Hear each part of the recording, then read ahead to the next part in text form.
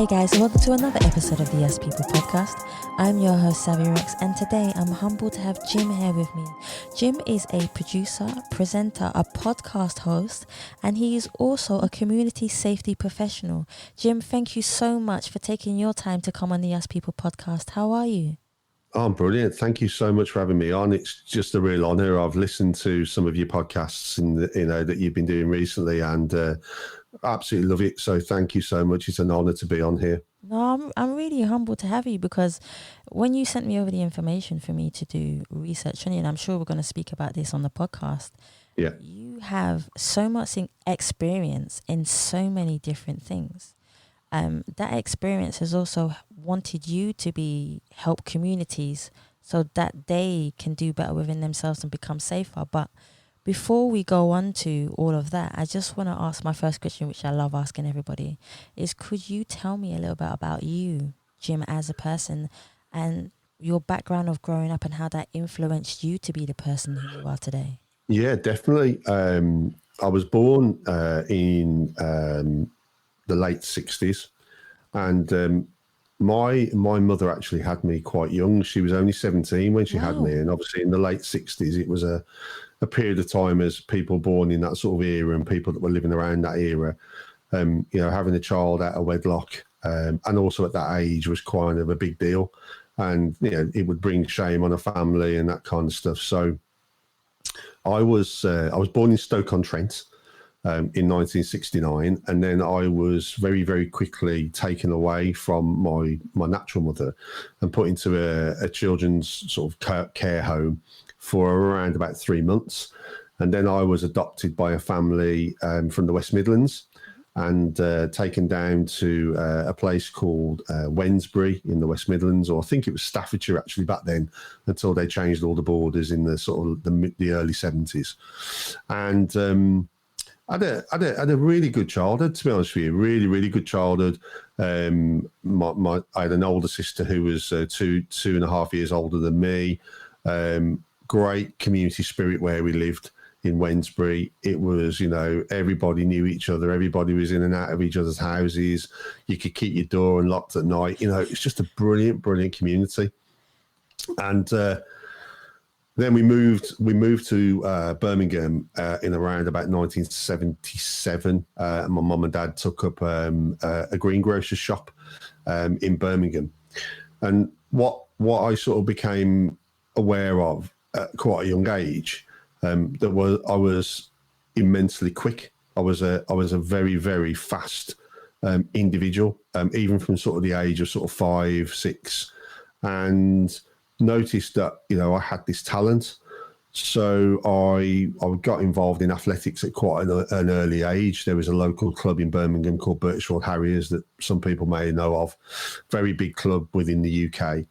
And it just became apparent that I was immensely quick, and went to various trials and won hands down, won the Birmingham trials and the Birmingham Championships, and then just went on to be a great British junior international sprinter, broke British age records. There's some of your listeners may remember a guy called Addy Maffey. Addy was an amazing sprinter. I looked up to him so big. He was born in 66, so he was a bit older than me. But Addy got to the Olympic final as a 17-year-old in LA in 1984. So I then started to start training with people of sort of Addy's caliber, people like Derek Redmond, a guy called Phil Brown, who used to always do the last leg of the relay in the 4x4. And these guys, they all went on to sort of win Olympic medals and world championship medals. And then cruelly, when I was 15, that year I'd broke the British record. I'd won English schools championships. I'd got really high hopes to, make the Olympics as a teenager, really, and beyond. But unfortunately, I got injured. I popped a hamstring, and it just kept happening. And the hamstring kept tearing and tearing. I went around the country speaking to various specialists, and trying to sort of get it sorted. Nobody really could get to the bottom of it and find out what the problem was. So I eventually, you know, in my early 20s, I made the bad decision for me really to sort of like knock it on the head. And by that time, I'd sort of got married and I got married quite young at 22, and then we got a son by 23. So Wow. it kind of took over my life really. I think I may have been able to get back to a reasonable standard, but I think my goal was always to get to the Olympics, and I always had a strong belief that I could win an Olympic medal of some colour, whether that be in the individual, event, or whether it be in a relay. I definitely think I could have got a medal in the relay, but also I believe that I could possibly have got a medal in one of the individual 200, 400. So it's a big regret, but I think it put me in good stead for my future really, and how I sort of have developed as an individual moving on through my life. That's a really cool story, actually, there, Jim. Yeah. Wow. See? Yeah, it was a great time. It was a great time, and I'm immensely proud of what I achieved. And as I say, breaking that record, that the age record that I broke when I was 15 for 200 meters. I did 21.5 for the 200 and Wow. 10.62 for the 100 as a 15-year-old. But what was immensely proud was that Addy Maffey had done 21.6 as a 15-year-old, and I'd always looked up to Addy and sort of said, "This guy is just awesome." He was just my idol, and good that we've actually managed to link up since my career ended, really, and sort of we've exchanged emails and what have you, and I've kept in touch with him from time to time. But it was immensely proud that I actually broke his record, and that's something that will always be with me, that somebody I really looked up to, I was able to, be potentially on par with him or beyond, really. So yeah, it was a great time. Some regrets still, some regrets that I didn't make it, but still can't take away those memories. I think sometimes in life when something happens, it's telling you, unfortunately, it's not that, it's a regret that something has happened in your life, but also it's taking you on a different journey to do something else. Because if that didn't happen to you, Jim, how do you know that you would be the person who you are today and helping the people who you are helping now? Yeah, I think you're right. And you see this in a lot of professional footballers. I think, they all they know is football. And as I said to you earlier in the conversation, I was a 7-year-old, I was fast. It was all I knew, really. And even at school, even though I probably could have done better at school, everything for me was geared towards athletics. Yeah. So it was I'm not really bothered, I'm going to be a super athlete. And of course you get your friends kind of see the progress that you're making as well, and they're like, yeah, you don't need to bother with school, you don't need to bother with being academically sound, you're going to be a superstar. And that was, in some ways, I suppose, you listen to your own sort of press, really, which is always a bad thing, I think. But, all my friends, I was getting quite a lot of press coverage at the time. Believe it or not as well, you'll find this one really, really funny. But in 1986, I was actually in Vogue magazine as well, which was crazy.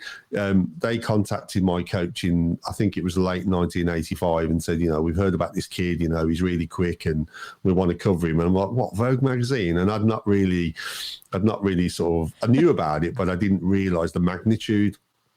And I think it was the January copy of 1986. I was actually in Vogue magazine, and it was dead funny because I was like this spotty 15-year-old teenager. And I think when the photographer turned up, he sort of realised that, oh dear, what am I going to do with this kid? So when they actually produced the picture, what they'd done is there's a guy called David Buckland. He was you may have heard of him, I'm not sure. He was a Vogue. Yeah. David Buckland, he was the guy that took the photo. And when it was produced, it was kind of like a blurred version, so he kind of caught me at speed. So what I had to do was kind of keep doing all these runs in my vest and shorts on a really bitterly cold day. And he's obviously thought, well, I can't really put this spotty kid on Vogue. So he's got that image that sort of, it showed me, but it kind of blurred all my face, so it kind of gave the impression of speed, which I thought was quite clever. But I think there was a reason behind why he did it, which was good. Good. He was smart. So basically, he was using his creativity, but at the same time, he had a motive behind it. Yeah, I I, think so. I I think get so. it. But the funny thing about it is that my daughter, who is now 25, she in her sort of teens and early 20s, she did quite a lot of modelling, and did London Fashion Week a few times, and actually did get into Vogue. So there's a bit of an in joke, sort of family joke, that I actually got into Vogue as well. Which is quite unrealistic. It's just crazy, isn't it? I've still actually got the copy, which is. I was going to And ask you, do you still when I have first it? shown the kids, they couldn't believe it.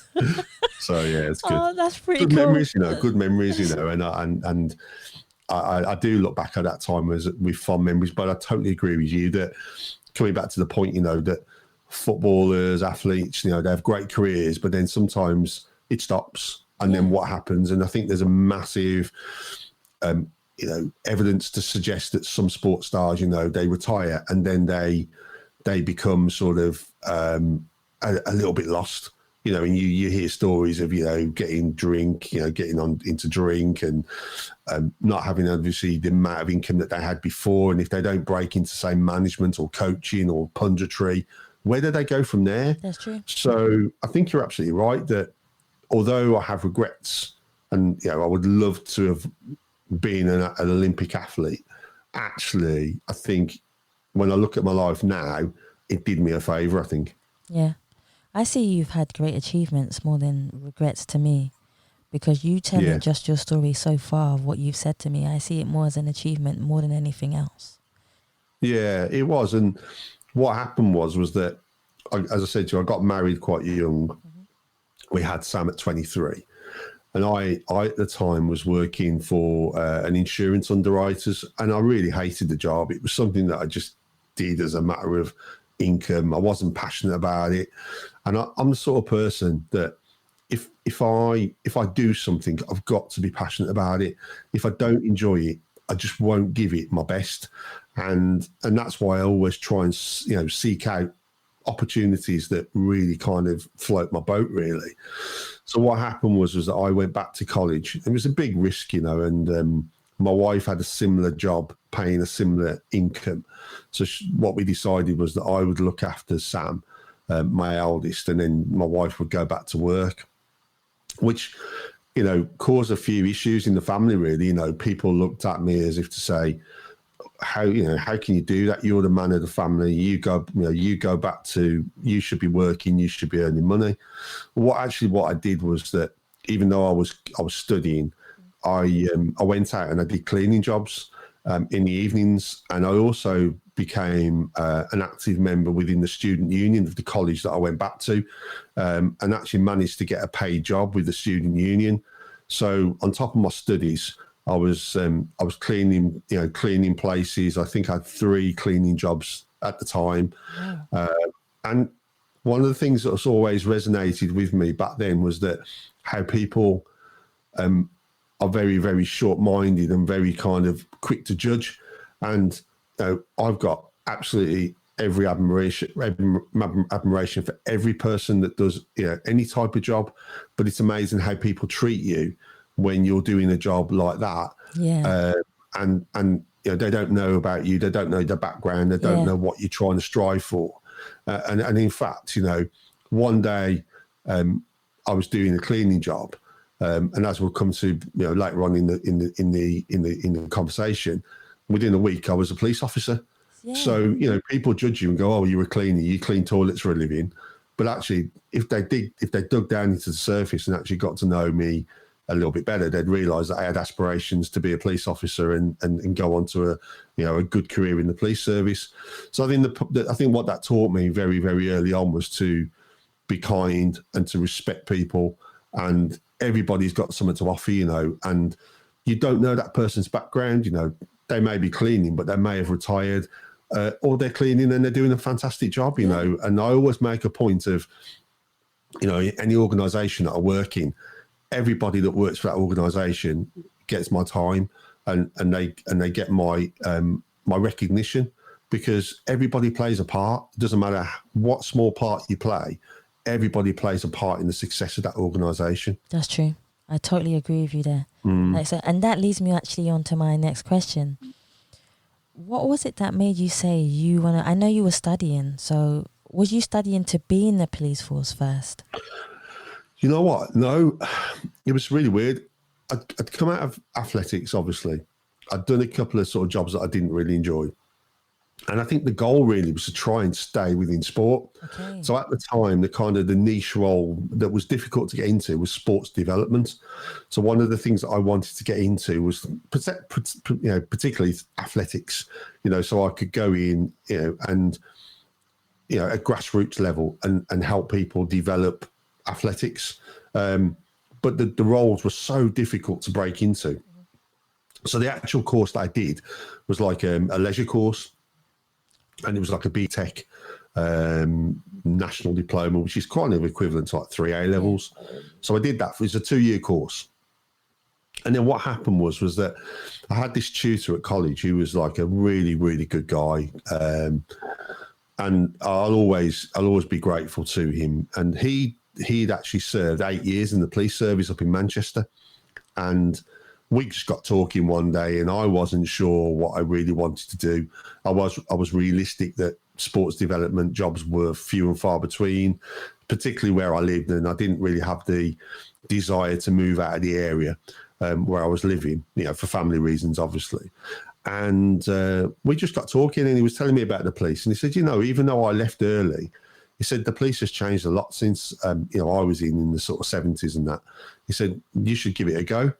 And again, we had a few more conversations, and then I just decided, I think it was the April, that I would give it a go, and made the application and went through the processes, and then eventually managed to get in. It was quite a tense time for me and my wife, because by that time then, in 1995, our second child was due to be born any time. I think I got the nod for the police service on the, I can't remember when it was now. I think it was in October 1995.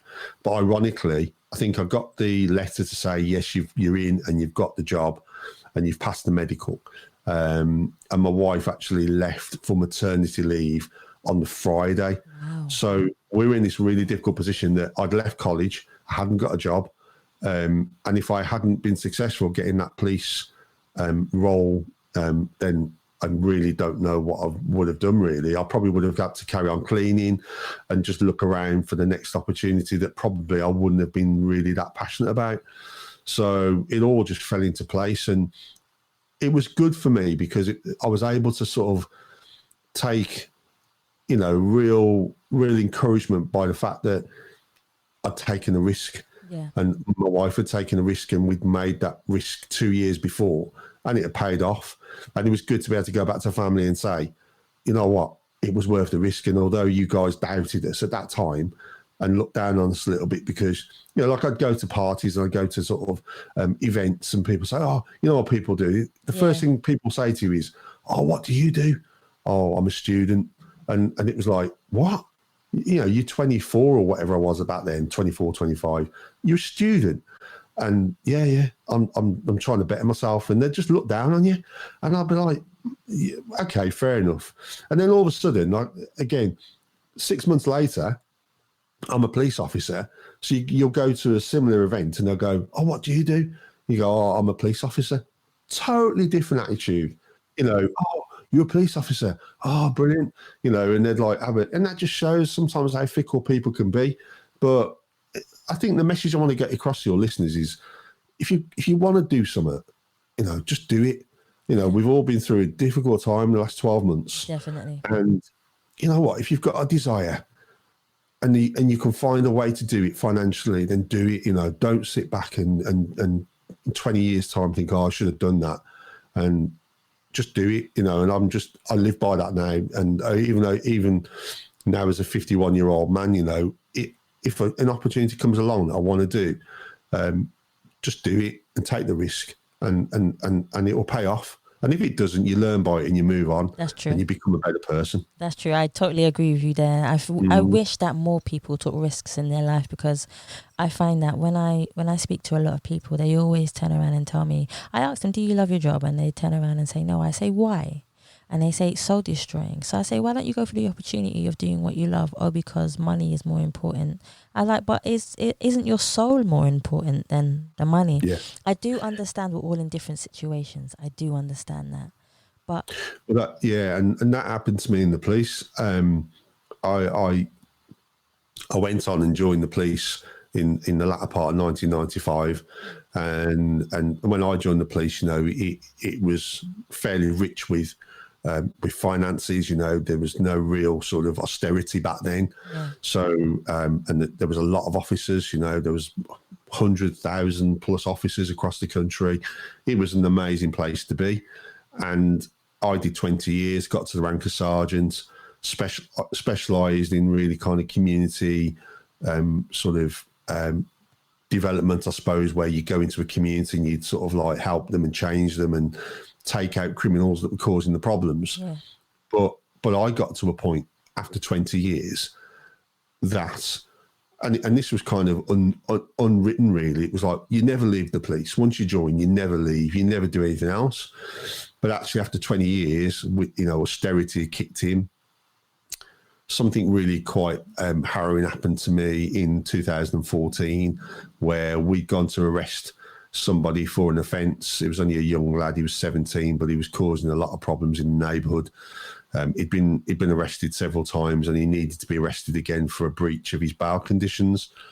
And we went to the address, and unfortunately, he got loose and ran away from us.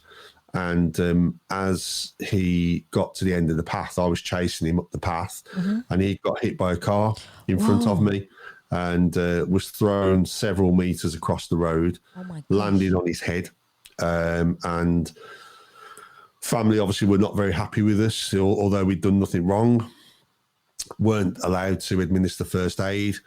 And we were in a very difficult position. I then had the job, although I was absolutely stressed to the eyeballs, managing the scene, managing all the initial kind of expectations of me as the first sergeant on the scene.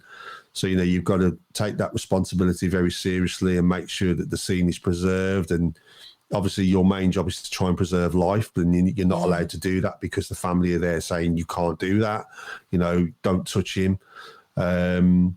So that was, a really harrowing experience. And then me and my colleagues then, from being sort of treated as witnesses, very quickly became treated as kind of suspects, as if we'd done something wrong, which clearly we hadn't.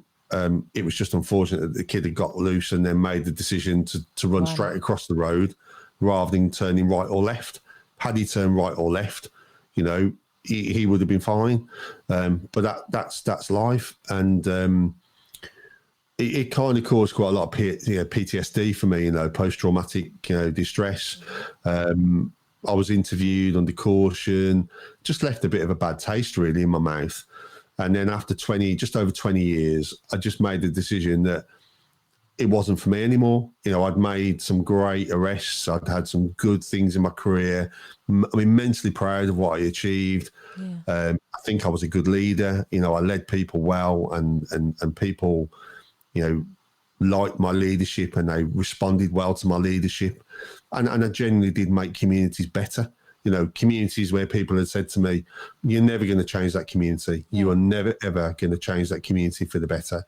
And I went in, I did it, and that's how I sort of work now, is that if people say to me, I can't do something, then for me, and again, the message to your audience is just get out there and give it a go. What's the worst that can happen? Yeah. You learn from it. So in 2016, after a couple of years kind of struggling with PTSD and not really enjoying the job anymore because of austerity and the reductions in numbers, again, I made the bold decision to leave. And people were like, what? You're leaving the police service after 20 years? What about your pension? Well, I'd been quite lucky, actually, because I'd not been in the pension for the first 10 years because of financial reasons, because it is a big chunk of your salary. And with my wife not working initially, it was a big ask. So I wasn't in the pension for the first 10 years. So it kind of gave me a bit of a way out in 2016. So I took a bold decision. People looking at me going, are you crazy? What are you doing? But I made that decision. and I went and worked for a housing association Yeah. that I'd been working with as a police officer. Went on to work as a community safety manager for 2.5 years there, and then went on to work for a local authority, which I'm still doing to this day, up in the North Midlands area, as their antisocial behaviour manager. And you know what? Again, it's absolutely paid off. And again, the message across, take a risk, guys. I've done it. Anybody can do it. Yeah, money's great. I took a massive pay cut when I first left the police, but it was worth it. And now I'm probably, I've got a better level of income than I was in the police. So, you've got to take a step backwards sometimes to get a step forward. And I would say this to anybody. And I think, as I said, early in the conversation, surely COVID has taught us all now to say, we get one shot at life. Do it, take that risk, because you're only here once and you will regret it as an older person if you don't take those risks now. That's true. That is so true.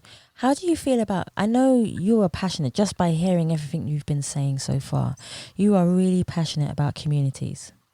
I am. But how is it that any area, any community can help to make their community even safer by helping the police, but also the community coming together to say, okay, this is what we need to do. How do we do it? What would your advice be to any community listening to this right now? I think one of the big issues with the police, and you may have experienced this in London where you are, is that there's a big issue with trust. That's true. And I think when you go into an area as a sergeant, as a neighbourhood sergeant, as I was, you've got to win that trust first. You can't just go in there and just think that you're going to change everything overnight. It doesn't happen like that. And as a community sergeant, what I did was that I would go in there and I would get to know people, and I would get to know who the main people were that were causing what you tend to find in a lot of communities is that there's a minority group that cause the majority of the problems. That's true. And I was, very good at sort of being able to sort of take my time, get to know the community, the key people within that community. But then bit by bit, you start to look at enforcement. Now, some people would say enforcement is not always the answer, but in my experience, it's not the ultimate answer. But I think if you are going to change communities, you do have to have an element of enforcement. And I'll give you an example. I was given a very challenging area in 2010. And I touched on it earlier in the conversation. When I was given that area, it was a place called Colpool in Walsall. It was once dubbed the worst area in the whole of the UK back in the early 90s, effectively classed as lawless. And one of the things I hate about any community is when people say, it's a no-go area, it's not policeable. I just don't think that is the right way to look at things. And when I had my first handover session with the sergeants that had been actually working in that area, they effectively were laughing at me and they were saying, you're not going to come in here and do any better than we have got, Jim, you're just not going to change it. There's families within this area that are, stronghold of the area. They've run the area for many years. You're not going to break it. And again, that to me is like red rag to a bull, really, because I just feel that as not just me as an individual, but as a collective group of people, if you can get people on your side and you can effectively manage and lead a team and get community members on side, then you can achieve more. And that's exactly what happened. And the other thing I think you've got to do as well is you've got to seize your opportunities. And what I felt that some police officers had previously done with this main family that were causing problems was, although I don't think they were being neglectful in their duty, I'm not saying that for 1 minute, but I think they gave those individuals far too much respect and didn't seize opportunities that came their way from time to time. So in 2011, I've been policing the area for probably about 13 months. And this family committed quite a serious racist attack. What had happened was that this black guy had moved over the road into a property with his girlfriend, and he had no respect for them at all, really, because he didn't know what this family were about. He was new to the area. He hadn't lived in the area before, so he didn't know what they were about. They were obviously starting to be racially abusive towards him over a period of a couple of weeks. Yeah. And fair play to him, he stood up to them, and he sort of said, I'm not having this, I'm not having you sort of racially abuse me, and stood up to them.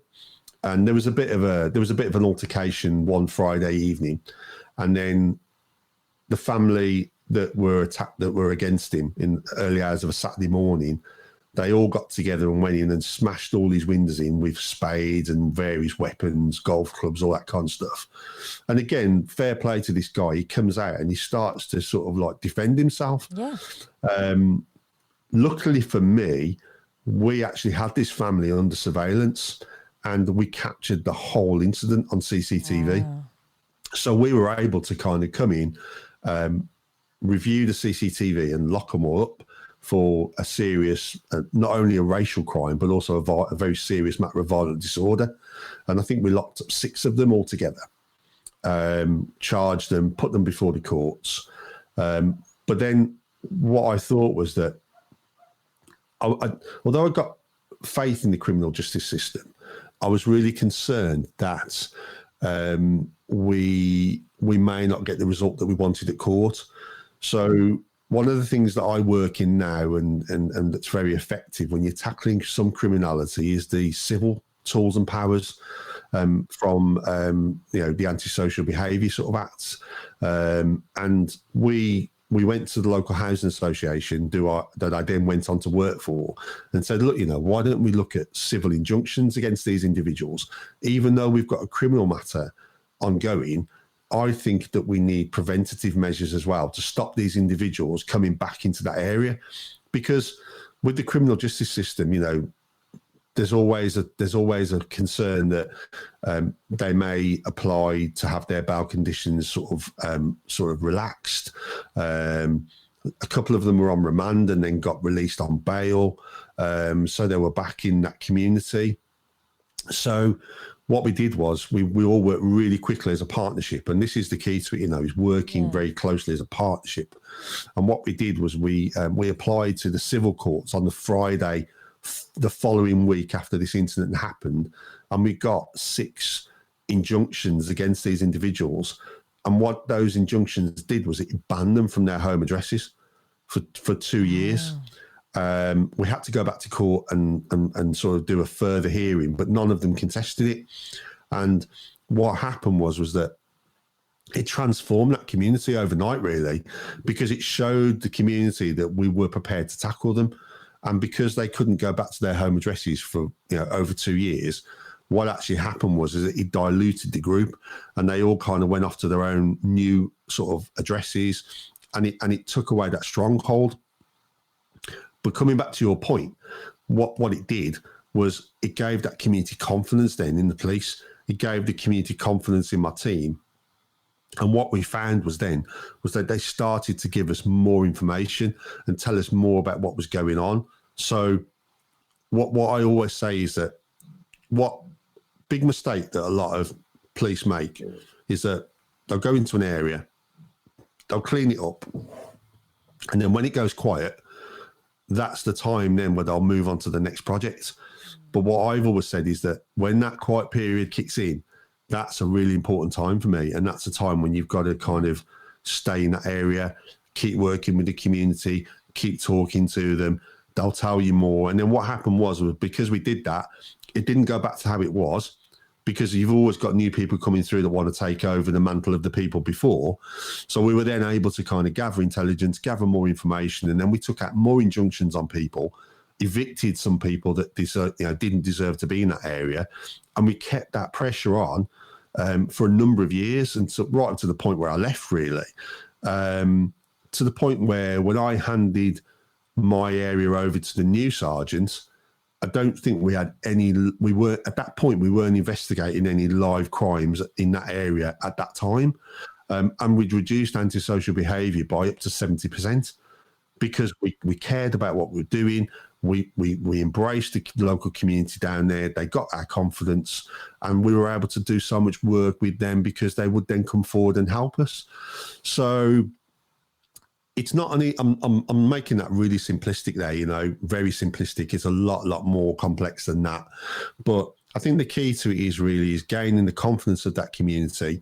But then I think one of the things that I'm really good at is you've got to be sustainable, in what you do. You can't just be sort of, a one trick pony.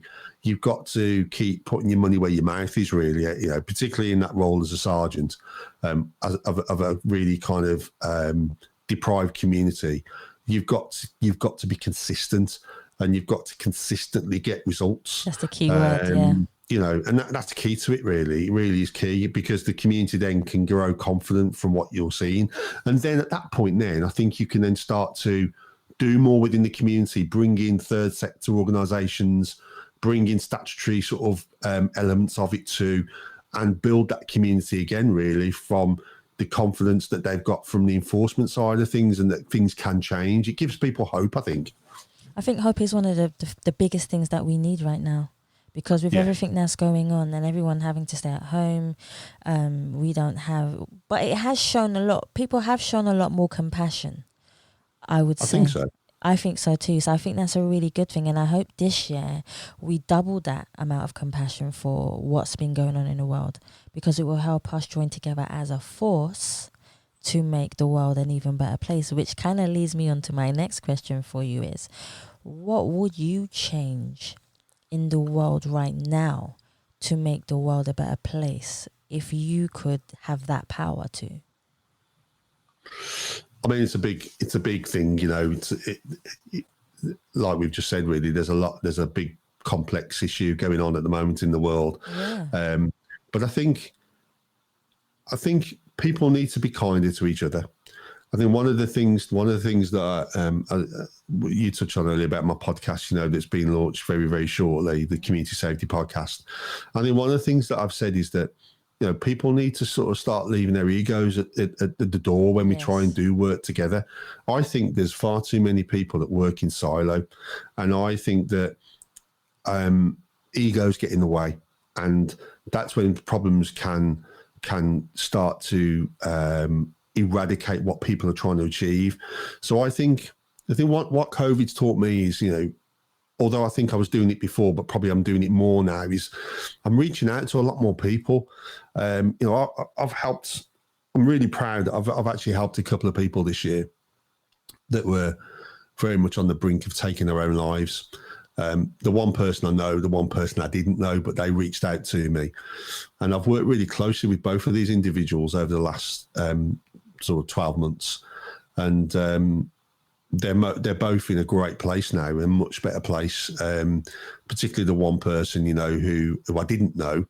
And so I think it's really about being kinder to people, really. I think if we're kind and we're open our hearts and our eyes to opportunity, but that collaborative opportunity, then we can do more, And I think this is what I've been saying, the message I've been trying to get across from my podcast, really, is that what I'm trying to say is that, communities can work together better if we put down those barriers, and it's not about one person winning, and being, yes, someone's got to lead a project. I get that.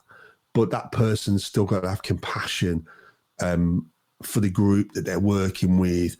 What I say to my team all the time is that as a leader of any team, and I've led quite a few teams, successful teams, is that I think as a leader, you've got to have compassion and real genuine care for those individuals. And if you do that, and again, if you're consistent and you can consistently show that group of individuals that you genuinely do care about, them as people, you treat them as human beings, you treat them as adults, but you are consistently performing on their behalf and on the community's behalf, then that team will perform for you to levels that you would never ever believe. And also that team will make you look good as an individual anyway.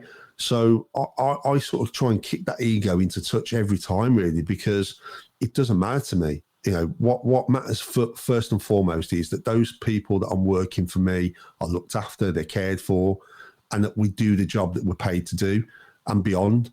And it's always put me in good stead. You know, I've always successfully ran teams that go to the end of the world for that community that they're serving, and that can only bode well for that particular community. So I think in answer to your question is more collaboration, leave the egos at the door, Yes. and I think we've got half a chance. You know, be more caring, because I do think there's elements of COVID that probably have made people a little bit more selfish. That's true. Although I think the majority have kind of took stock. I think in some individuals it probably can make them worse. So I think moving forward into 2021, with all the community work that I want to do and all the things I want to achieve in 2021 and beyond, it's very much going to be about telling people, you know, be kind, leave that ego where it is, and let's achieve great things together. And you know, we'll all get kudos from it. We'll all feel proud of that achievement.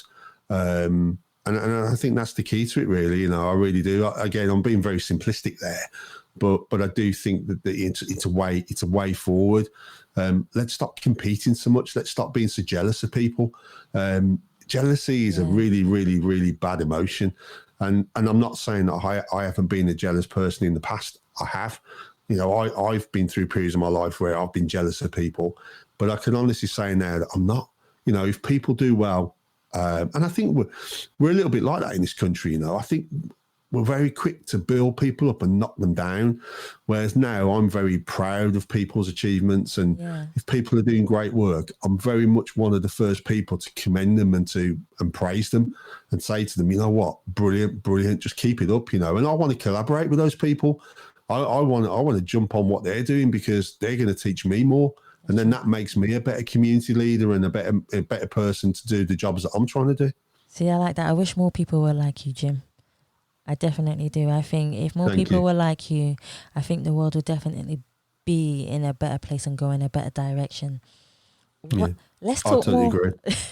Let's talk more about your podcast, the Community Safety Podcast. Because what made you come up with this idea? I've always had a bit of a passion for broadcasting. As a young boy, you know, I liked the concept of radio. I liked it. I listened to a lot of radio when I was a young boy growing up. So it was something that was always in the back of my mind. And then when I was a community police officer, me and a colleague were again given the responsibility for policing policing a really hardcore area, a place called Smethwick in the West Midlands. In particular, an area called Cape Hill. And during the early 2000s, we got an awful lot of asylum seekers coming into that particular location. It was only a small area, but I think at one point we had sort of something like 30 different nationalities. You know, we had people from, you know, lots of African countries. We had lots of people from Iraq, from Iran, lots of different countries, you know, and they were all thrown together very, very quickly under the scheme that was working back then. So it presented some challenges. Obviously, one of our main sort of drivers was to engage with young people to try and find out what they wanted to do. We had some ideas, but we thought it was really important that we actually went out to those young people and said, you know what, we've got some ideas, but what do you want to do? What really sort of floats your boat?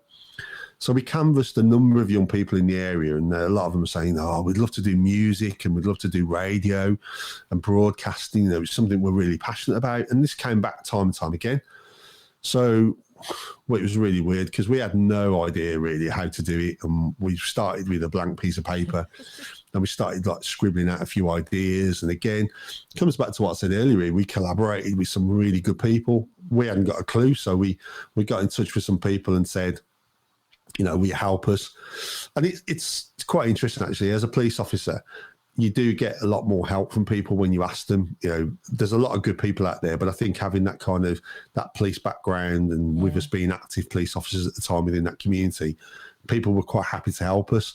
So we pulled together a group of people and set up an organisation.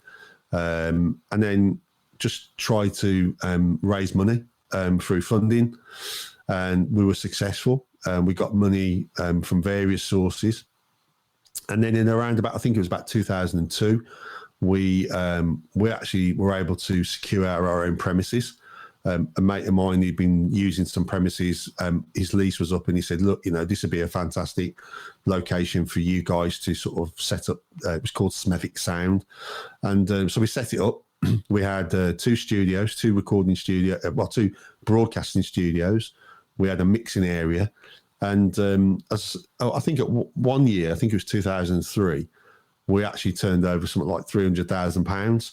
Wow. All that money was kind of going back into the project. None of it was kind of, being sort of used. It was very much, a non-for-profit organisation. And we were training probably about 100 kids a week in radio production, in other sort of bits and pieces, mixing, that kind of stuff. But what was really kind of interesting was that, again, it broke down community barriers. It broke down nationalities. All of a sudden, kids from, African countries, kids from Iraq, they were working with kids from Smethwick who had grown up there, and where probably at times there were kind of tensions.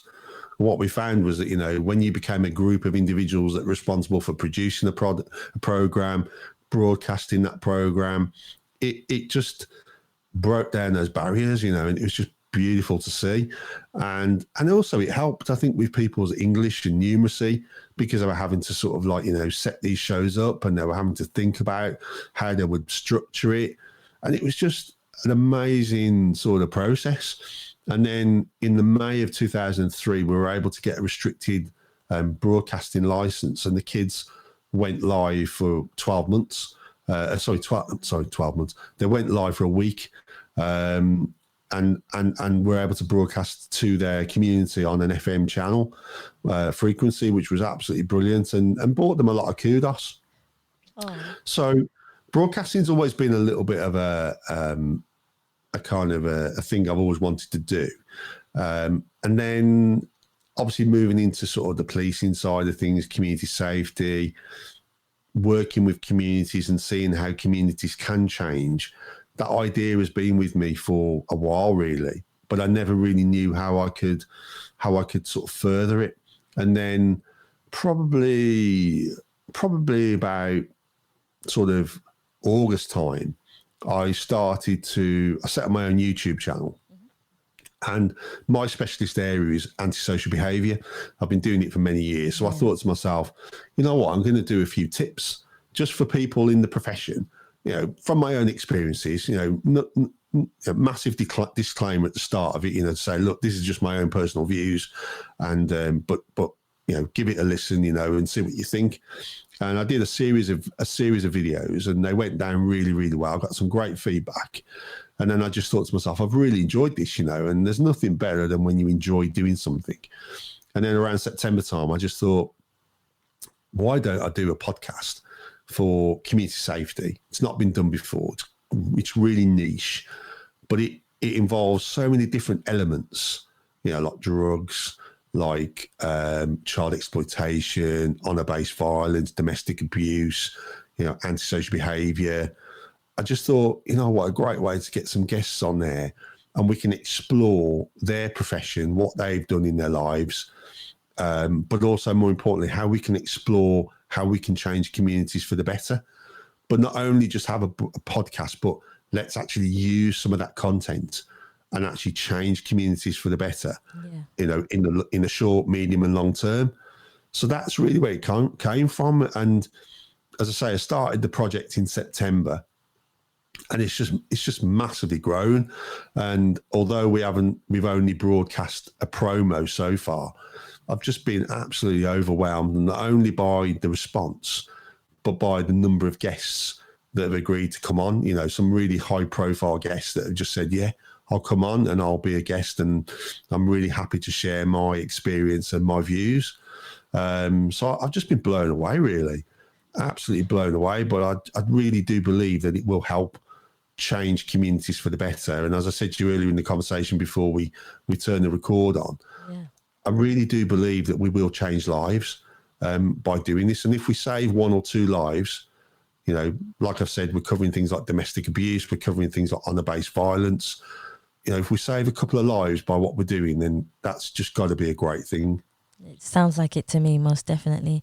One of the things I did want to talk to you about, actually, previously I was talking to my friends about it, just in a general conversation about drugs and young children being exploited in drugs. But could you just touch on that for us to tell us a little bit more how that is affecting communities?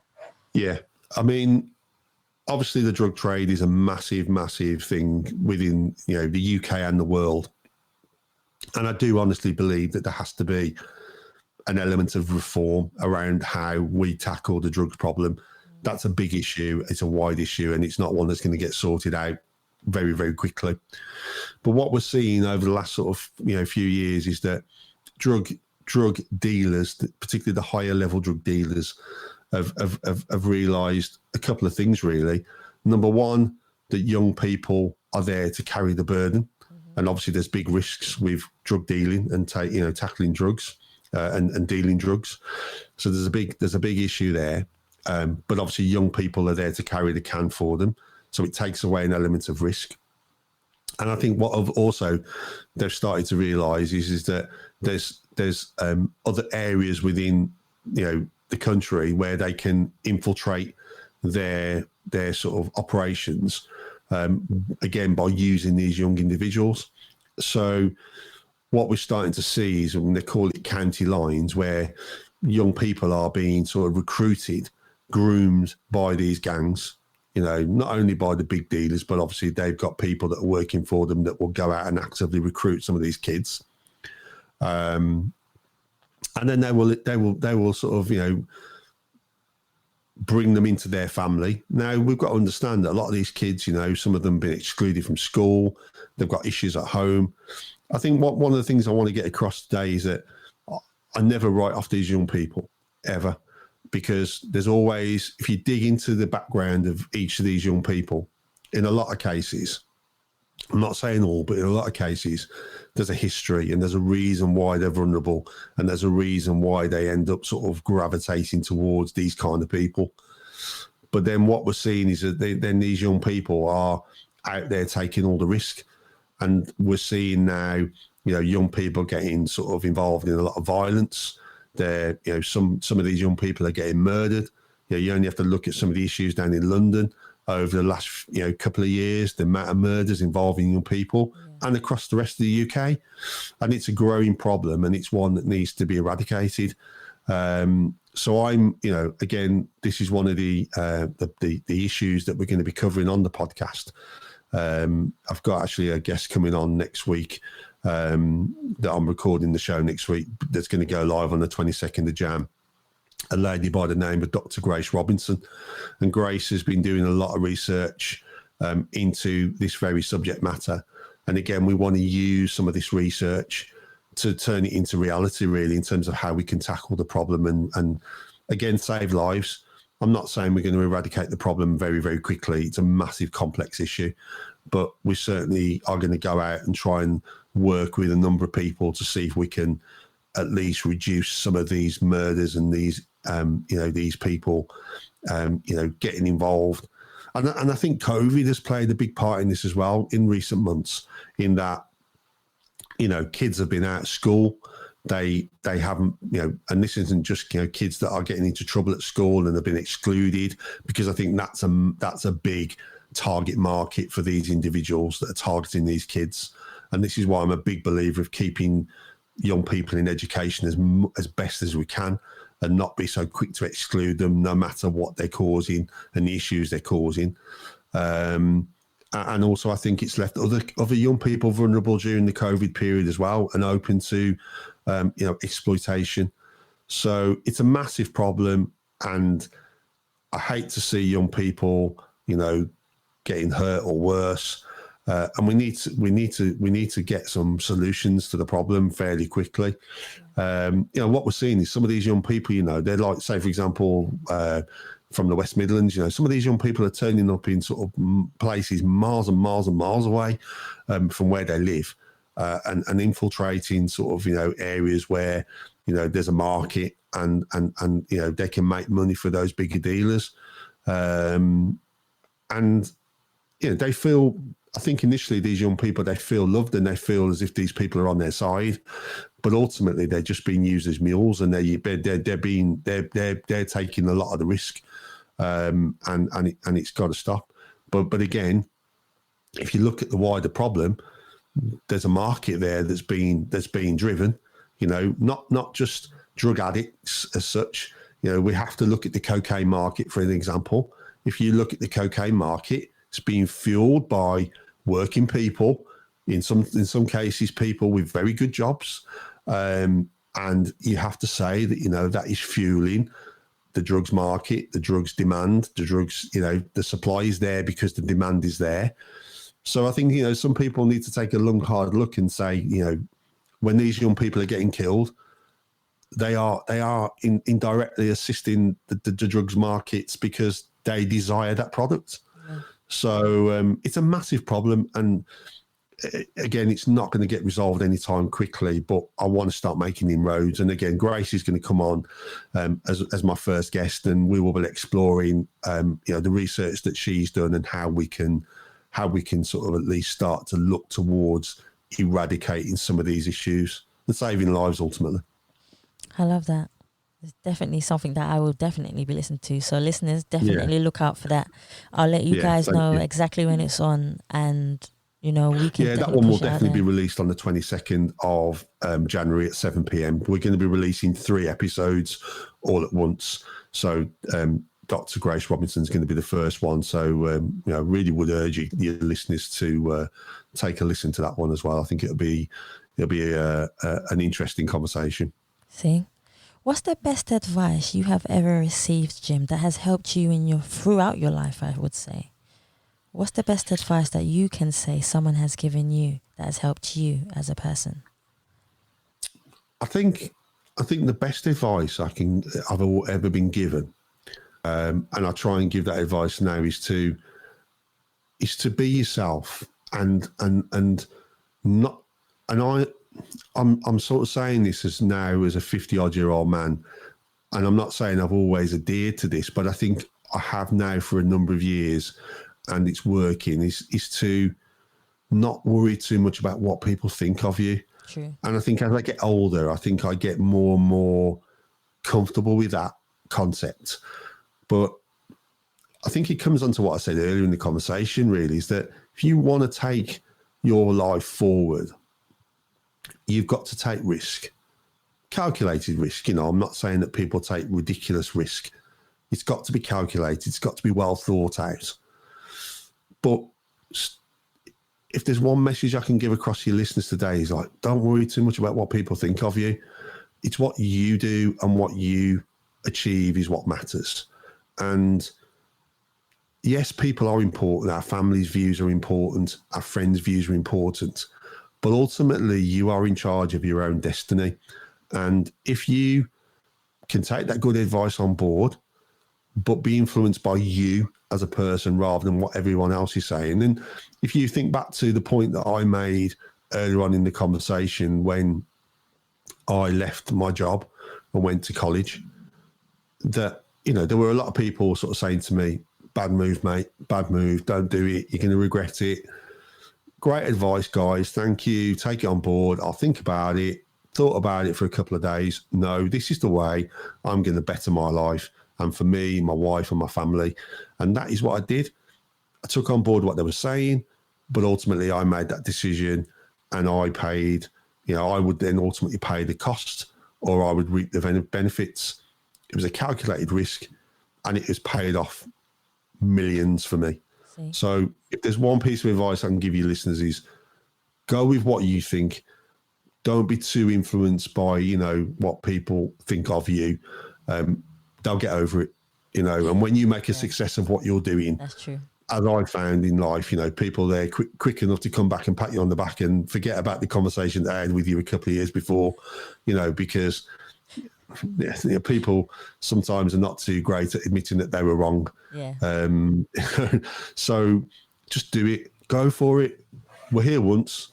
and life goes quick, you know. I only felt like I'm 51 now. It only feels like yesterday I was a 15-year-old doing athletics. It goes quick. So make the most of it, embrace every opportunity. And I hope that COVID's taught us that more so than ever. Yeah, most definitely that. So what would you do differently if nobody was judging you? Do you know what? I think I probably would have taken more risk sooner. And like in my career in the police, I think there were times when I probably had the ability to go higher in the ranks, although I was happy doing the sergeant role, and it takes a massive amount of effort to get to the sergeant rank. People don't realise just how hard it is to transition from a constable to a sergeant, and the hoops that you have to jump through to do that. So it's a massive achievement, but I just felt that probably through my police career, I probably did think too much about what people thought of me and was too concerned about what people thought. So again, you know, I think that's the advice I give, is that it doesn't matter what people think. Like I say, as long as you're acting morally and you're doing the right things for yourself, you know, and you're not risking other people and treading over other people for what you want to achieve, then you can go for it. And I think that's what the advice that I would have given my younger self, was that take more risk, but more calculated risk. See, that's a good answer right there. It's definitely a good answer. So I've only got one more for you, which is simply, where can people find you? Just like I was lucky to. I was actually referred to you, so I was lucky to be able to interview you. And I'm glad you did. Thank you. I've really enjoyed this. I'm on LinkedIn, so you can get me, Jim Nixon, on LinkedIn, and I've got quite a lot of information on there, and so you can read all about me. I'm also on Twitter, so I'm on. You'll find me Jim Nixon ASB, capitals ASB. So I'm on Twitter. I've also got a website that's linked to the Community Safety Podcast. So that's www.thecommunitysafetypodcast.co.uk. Again, there's a load of information about not only me, but also the podcast. And there's also a promo broadcast on there as well that you can have a listen to, which will give you a bit more information about what the podcast is all about, what we're trying to achieve. And also it gives you some information about the first three guests that we're getting on. So I'd really urge you to give that a listen. And they're the moment. I'm also on Facebook as well. So you can find, there is actually a community safety podcast Facebook site as well. Please subscribe to that. Welcome. I think we've got about 300 guests on there at the moment, but I really want to grow that over the next sort of few months. So please go on there as well and have a look at that. So I'm on quite a lot of platforms, and would welcome any support. Also, what I would say to your listeners as well is that I'm very keen to help people. I get a lot of requests from people. Sometimes it's specific around antisocial behaviour, community safety. But as I said earlier in the conversation, I've helped a few people this year around their mental health. I'm going to be quite open and honest that I've had my own battles with mental health over the last few years. I've come through it. I'm a lot stronger for it. Again, message to your audience: don't let people bring you down around mental health. Be honest, be open about it, and more importantly, ask for help from whoever you think can help you. I reached out to a number of people when I was suffering with mental health issues, and I'm glad I did. And they helped me, and they've made me the person I am today, really, by reaching out. So again, I'm here to help. I'm a good listener. I won't judge. I don't judge. But always reach out if you're in need, and I'm always here for any of you if you do need that, and you can reach me by lots of different ways. That's most probably one of the most humblest ways or guests. You're most probably one of the most humblest guests that I've had who want people to come and talk to you. Thank you so much for just doing that, Jim. If I can save one life or two lives, and you know what, I'm here, and I will continue to do it, because people were there for me when I was struggling. People were there. And I think sometimes it's very easy to hide the fact that you've suffered from mental health. No way. I shout it from the rooftops now, because if I can sort of show people, and I've kind of purposely left it to the end of the conversation with you today, because I didn't want to sort of mention it early on. I think what I wanted to get across to people is how much I've grown and the journey that I've come on. But I just wanted to throw that in at the end to give people, again, that are suffering from mental health, a little bit of hope that, A, there are people out there that do care and do want to help them, but also what you can achieve if you embrace it, and if you let people in and you have an open mind. And again, like I said, take calculated risks. You can achieve loads.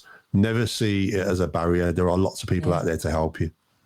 Well, another thing that I wanted to say also is that people always have this preconception of what a police officer is and does and looks like, and how their attitude is. You haven't showed me anything that has made me judge. I don't judge anyways, because I don't see the point of judgment. That's just my heart. There's no point of judgment, because we're all humans. We all have a life. We're all on a different path. But you've showed me a different. People always have this, or a police officer will be like this, or they're going to talk to you in a certain way. You haven't showed me any of that, Jim. Yeah. Do you know what? There's good and bad in every profession. I'm not perfect by any stretch, and I would never, ever profess to be. But ultimately, it comes down to what I said to you earlier. It comes down to trust. And if you're going to do a good job, you've got to get the trust of people. I'm very respectful to, and I always was, every criminal that I ever dealt with. And actually, can I tell you just one story very quickly before we sign off? This proves it to you, really. A few years back, I'd arrested somebody. And I treated this guy with a lot of respect, like I did with all the prisoners that I locked up, brought them into custody, treated them as a human being, didn't judge. Ultimately, look, mate, you're going to get arrested. I've got to bring you into custody. We'll look after you. We'll sort you out, and, we'll go through the process. Absolutely fine. So about 3 weeks later, it's a really hot summer's day, and I've been after this one particular individual. And I was on my own, but I knew the community quite well. So I took a bit of a calculated risk. And I think this proves that it doesn't always pay off. But I thought, right, I'm going to lock this guy up, because he's been wanted for a while. So sort of went up to him, and again, did it in a professional way, went to arrest him.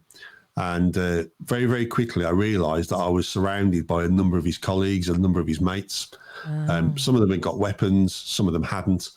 And I was very, very quickly in a situation where I knew that I was going to get a beating, and I was going to come off this worse. Like any police officer, I immediately asked for backup, but I knew that backup was going to be a couple of 3 minutes away. But what was really quite interesting was that the man that I'd arrested a couple of weeks before was walking by, and he came into the group just as I'm about to get this absolute beating. And he basically told them that I was a good guy and that to leave me alone. And he kind of bought me time. He bought me valuable seconds. And by the time he'd kind of finished kind of representing me and defending me, my colleagues had arrived, and we were able to then make arrests and calm the situation down.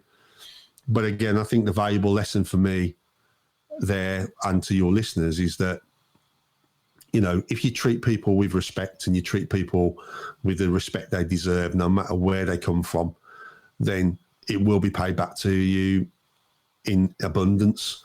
And he saved me, from a serious beating that day. I don't know what would have happened if he hadn't have intervened. So again, I think my lasting message is, again, treat people with respect, treat people with kindness, because it will pay you back. And you know what? If some people that you treat with kindness and treat people with respect don't pay it back, don't get too beaten up on it, because it will happen. And unfortunately, that is the human race, and people are like that. But there are a lot of good people out there, and I just try and sort of get the message across that there are a lot of good people in the world, and if we all work together a little bit more effectively, then we can change things for the better. But we've got to open our minds and our hearts out to that. And if we continue to have this kind of insular me attitude in life, then we're never going to achieve anything. So, let's all come together and let's all work together as one, and we can achieve great things. I love that. Thank you so much for saying that, Jim. And thank you so much for coming on the Us People podcast and sharing your story with the audience. I know they're going to appreciate it. I've really enjoyed it, and thank you. Love the way you interview, and very, very great. And it's can't wait to listen to it. And I hope your listeners get something from it. Definitely. Guys, thank you so much for listening to the Us People podcast. And please remember, you can subscribe to Spotify, iTunes, Google Play and Amazon Music now, and any other platform that you prefer listening to. Please also follow us on Facebook, Instagram and Twitter. And you can also donate to the Us People podcast by simply going to the Saviour Rocks website or just typing in paypal.com/Us People podcast. Thank you so much for listening. Stay happy, stay positive, and as always, please continue to be kind to one another.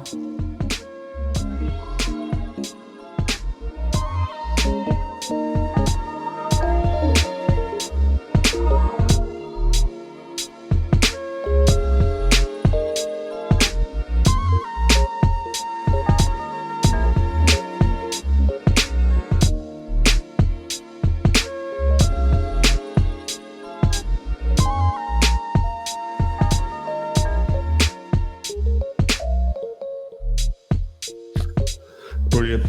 Love that. Thank you. Yeah, brilliant. Yeah, I love doing these. I've got to say, I just really love it. But I don't know what it was, but the way you questioned me today was I was able to get more out than I wanted to get out. Do you know, sometimes you don't always get out what you want to say. But today I felt the way you interviewed me, I was able to kind of give what I really wanted to give.